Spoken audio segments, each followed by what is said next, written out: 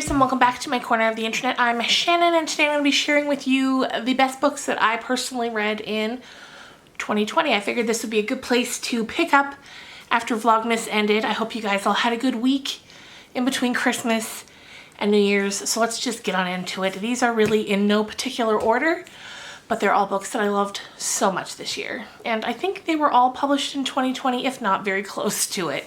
But I read them all in 2020. Anyway, the first one is The Dazzling Truth by Helen Cullen.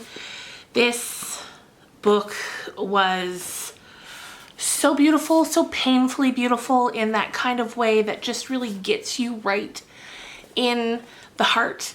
It's about a family, and the story spans over a few decades.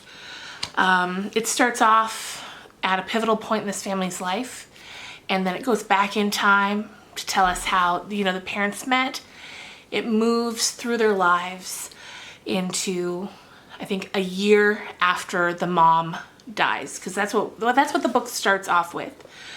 The mother commits suicide on Christmas Eve, and from there we learn about her life.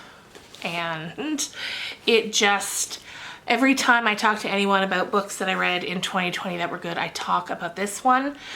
I have a full book talk for this book. In fact, I have full dedicated videos for all of these books that went up over the past year. So I will link them all down below if there's any particular book that you want to hear more about.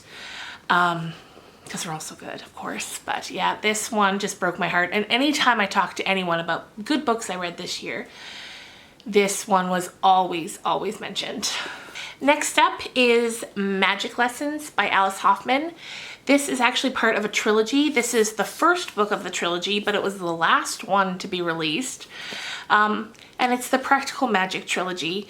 You may have seen the film Practical Magic that stars Nicole Kidman and Sandra Bullock. And after that came out, so that came out a long time ago, like in the 90s, I think.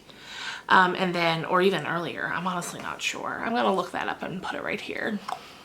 Then, not too many years ago, probably 3 or 4 years ago, came out the second book, which is a sequel. And then this year came out Magic Lessons, which was a prequel to Practical Magic. And this book kind of gives you all the info that you might have been wondering from the other books. This book goes back to the beginning of the Owens family and lets you know how the curse was born, what the women at the beginning of the bloodline were all about. And this, I think, is my favorite of the three, although I love them all. This one, I really loved this one. It's a little darker than the others I found, which I liked, and it's just great and would recommend, especially if you like the practical magic stories. Next up, we have Writers and Lovers by Lily King. This was one of my early on in quarantine reads. This was great. Lily King is a fantastic writer. She's one of those writers that I'm definitely going to be keeping an eye out for whatever comes out from her next.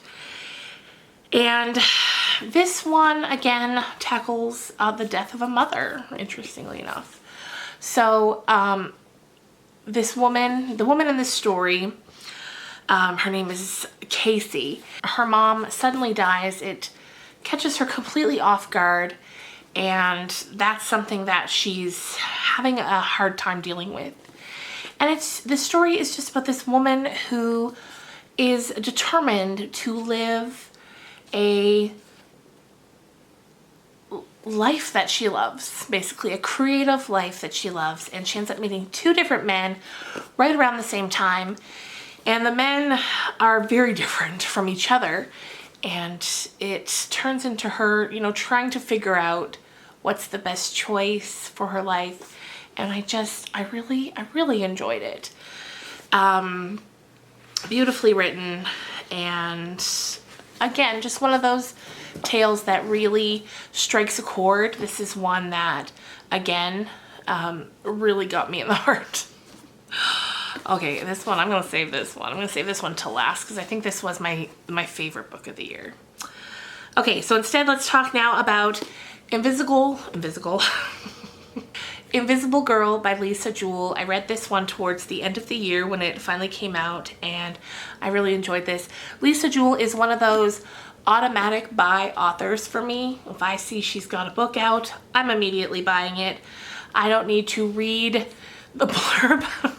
I don't need to hear any reviews. I know I'm gonna love it. And this was no exception. This was a really, really great one, actually. And it's about a family that has something fairly traumatic happen to them, and something fairly traumatic is happening in the town. And then across the street lives a kind of a loner who's really struggling in many, many different ways. And there's three sort of stories that all come together to tell this one story, and it's fantastic. It's one of those books that you can't put down. You keep reading it, and it's fantastic, and I loved it. And if you like Lisa Jewell, you'll like this. It's great. It's, like I said, probably one of my favorite ones that I've read from her in quite a while. And again, I know I'm being kind of vague with these descriptions, but I have full book talks for each of these books, and they're all lengthy, so I'm going to link them all down below so you can go. If either of these books sounds of particular interest to you, you can go and check out the full book talk and then decide if you are interested in reading it or not. Next up, actually, okay, the next two are both written by women on YouTube that I enjoyed watching before I read their books, and then I enjoyed both of these books very much. They're kind of different in tone, but I found them both to be really fun reads. This one is If Only by Melanie Murphy. This is a really fun story. There's a bit of whimsy to it. It's about a woman who is gifted an item of jewelry from her grandmother, which allows her to get to spend a day in any sort of if only that she can imagine. Like, what if I married this guy? Or what if I did this? So she gets to go and experience that life that she didn't choose. And it's fun. It's a nice story. I was a little worried that it was going to be a little bit cheesy, but it wasn't. It was very well told. Melanie is a YouTuber that I've enjoyed for many years. She's an Irish YouTuber, and she's just lovely, and this book was lovely, and I was so happy when I read it that I loved it as much as I did, because you know when you're a fan of someone, you want to, you crush your fingers that it's gonna be good, and this was. The second one I don't have the physical copy of, so I'll insert a picture here, but this is Out of Love by Hazel Hayes, and it's essentially a love story told backwards. We begin at the breakup, and the story literally moves backwards until we get back to when they meet. And I found it was interesting, and I really like Hazel's writing style, which I was pretty sure that I would. There was just something about Hazel that I knew would translate so well onto the page, and to me it did. I know it has mixed reviews because I went to Goodreads after. I try to avoid Goodreads until after I've filmed my own review.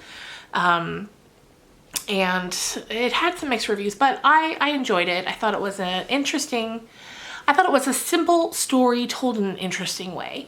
There's nothing groundbreaking about it, but I like her writing style, and I thought the story was paced pretty well, especially considering you're reading it backwards. So there we go. Next up, we have A Good Neighborhood by Therese Ann Fowler. This was very good. This was another one of the books that I read early on in quarantine and back in March, and it felt so very, of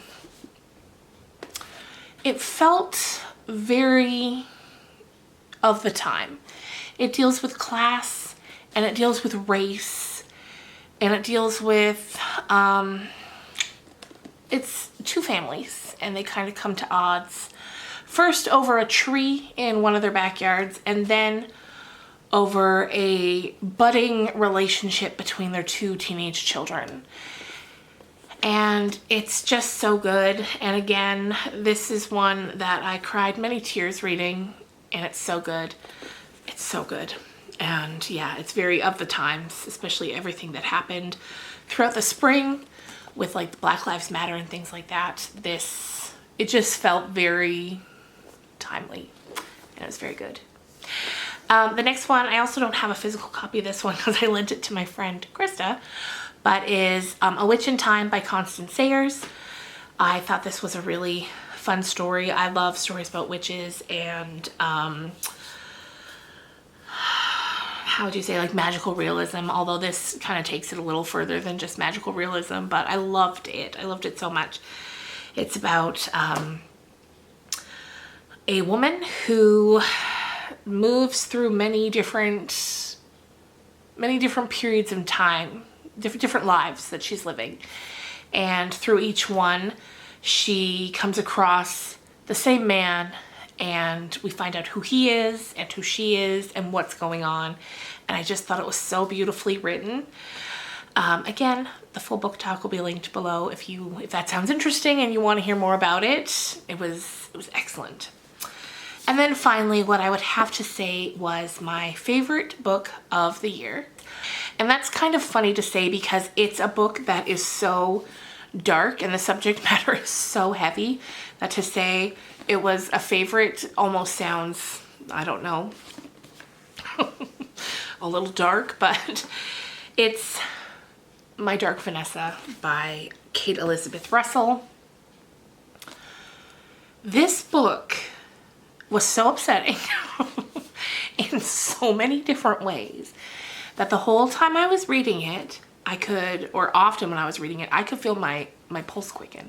Not because it's scary in like the horror sense, but because it's scary in so many other different ways. So this book is about a girl named Vanessa. It travels back and forth between two time periods. One in 2000 when she is 15 years old. And then again in 2017 when she's 32 years old. And when we first meet Vanessa back in 2000, she is getting involved with a teacher. She's 15. And this teacher is obviously a grown man, like in his, I don't know, 30s or 40s at that point. And the way he preys on her and the way the whole thing happens is so unsettling. But of course, it's done as well, like the way that this happens to these young girls, you know, they believe that they're in love and they're in a relationship with this man. When of course, when we read it and we look at it, and then also, you know, adult Vanessa, when she looks at it, you can see that of course that's not what it is. And so it's Vanessa coming to terms with what happened to her. And he's still hovering around the edges of her life. And it's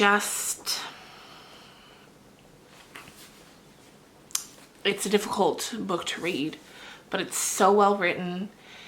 It's so well crafted. The feelings and emotions are so well told that despite the difficulty of the subject matter, it's impossible to put down. You need to keep reading to see what's going to happen. Now, of course, that's very intense subject matter, so if that's something that would be uncomfortable for you to read, because it would trigger some sort of feelings in you, then definitely avoid that. But if it's a subject matter that you can handle, I would definitely recommend it. It feels like an important story to tell, and that maybe I feel like for people who have been through something similar, it'll be maybe cathartic to read, unless it's too upsetting, of course.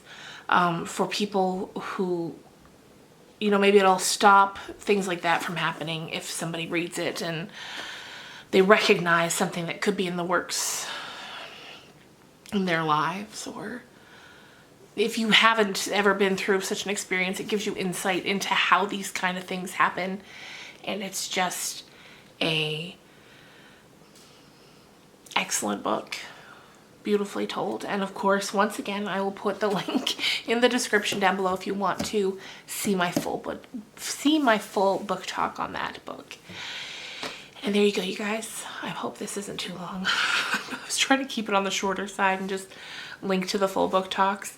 But anyway, once again, I hope you guys had a great week between Christmas and New Year's. I hope you had a happy New Year's. And I hope 2021, that sounds so far in the future, but here we are, 2021. I hope so far it's off to a great start. I know it's only the 2nd, but you know, still wishes for a great year ahead. And I will see you guys again on Monday. Bye.